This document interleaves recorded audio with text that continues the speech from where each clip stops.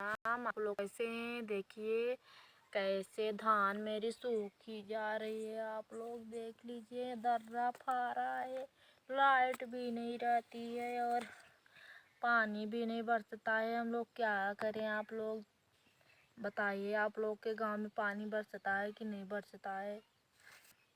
देखिए ये धान कितनी बड़ी बड़ी हो गई, बेहन लाइना लगाने वाली।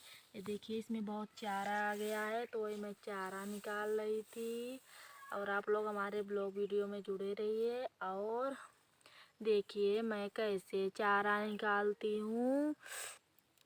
और देखिए पानी भी नहीं बरस रहा है, तो सब सूख गया है, तो इसमें खुरपी नहीं गड़ती है। देखिए ऐसी ऐसी नहीं गड़ती है खुरपी भी।